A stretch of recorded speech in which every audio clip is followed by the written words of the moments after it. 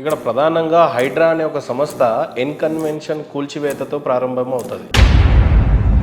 రేవంత్ రెడ్డి గారు అక్కడ తన కూతురు పెళ్లి చేసుకుంటాను అని అంటే ఇవ్వలేదు. సో అక్కడి నుంచి ప్రారంభమైన కూల్చివేతలు ఈ రోజు పేద ప్రజల మీద కూడా కంటిన్యూ అవుతా ఉన్నాయి. అన్నిటికంటే మించి లోపల కోట్ల రూపాయల ఆస్తి ఉన్నా కూడా క్షమించే పరిస్థితి లేదు.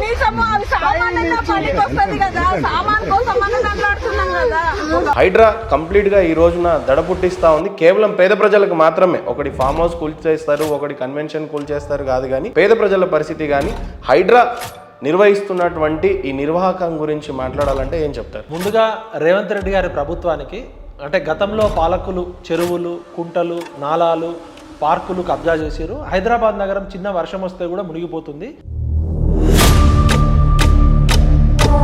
అంటే మరి వీళ్ళంతా పనికిరాని అవలాగల్లా, మరి వాళ్ళందరినీ తీసేయాలా? రీసెంట్గా తిరుమల తిరుపతి దేవస్థానంలో ఆ లడ్డులో జరిగినటువంటి మాంసం కలేబారాలతోనో మరి దేంతోనో పుట్టిన నెయ్యిని లడ్డులో కలపటం అనేది పాలకుల లోపమా లేకపోతే అక్కడ ఉన్నటువంటి వ్యవస్థ లోపమా? అసలు జరిగినటువంటి నిర్వాహకం చూస్తుంటే లేమన్గా ఎలా మనం రియాక్ట్ అవ్వాలి అని. పంది కొవ్వు, చేప నూనె ఉందని చెప్పి సాక్షాత్తు ముఖ్యమంత్రి గారు చెప్పడము, దాన్ని సైంటిఫిక్గా గుజరాత్లో ఉన్న ఒక ల్యాబ్ ప్రూవ్ చేయడం, ఇది ఒక కోణం. ఒక ప్రసాదాన్ని కూడా తయారు చేసుకోలేనంత దౌర్భాగ్యమైన వ్యవస్థలో ఉన్నామా అని ఆలోచించాలి. ఒక దేవుడికి పెట్టే ప్రసాదాన్ని దేవుడికే అదే పాలతో దేవుడికి అభిషేకం చేస్తాం కదా, అదే పంది కొవ్వు, అదే ఆవు కొవ్వు, అదే చేప నూనెతో దేవుడికి రోజు అపవిత్రమే కదా. గడిచినటువంటి 9-10 నెలలు చూసినట్లయితే రేవంత్ రెడ్డి గారి పాలన స్పష్టంగా చెప్పాలి అని అంటే ఏ రకం? సూటిగా అడుగుతున్నా. రేవంత్ రెడ్డి గారు ముఖ్యమంత్రి కాగానే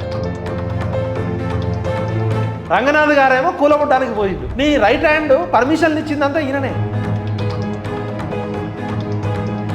అరవింద్ కుమార్ గారు ఇచ్చిన లెటర్ కరెక్టా? ఇప్పుడు రంగనాథ్ గారు చేసింది కరెక్టా?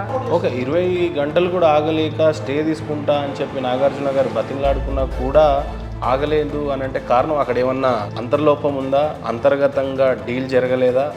ఆగమేఘాల మీద పోయి ఎన్కన్వెన్షన్ని కూల్చాలి అన్నంత కక్షపూరితంగానే జరిగింది అన్నట్టు అనిపించింది. గతంలో కూడా ఇదే హైడ్రా ఇదే బుల్డోజర్లు, జిహెచ్ఎంసీ బుల్డోజర్లు ఇదే ఎన్కన్వెన్షన్ గోడ దాకా పోయినాయి.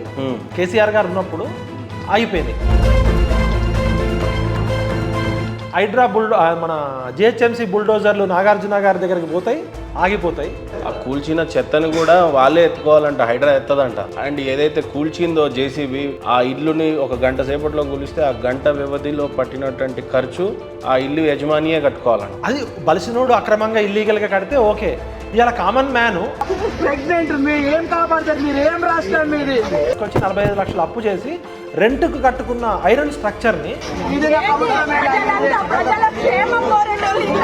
వాళ్ళు ఒక 2 రోజులు టైం ఇవ్వండి, మా హోటల్ ఇండస్ట్రీకి సంబంధించి అన్ని తీసుకుపోతామంటే బలవంతంగా లాగి పడేస్తుంటే వాళ్ళు రోడ్డు మీదకి వచ్చి ఏడుస్తున్నారు. ఫాతిమా కాలేజ్ని కన్సిడర్ చేసే విషయంలో పాజిటివ్గానే చూడొచ్చా? విద్యార్థులు చదువుకుంటున్నారనే దశ చూడొచ్చా?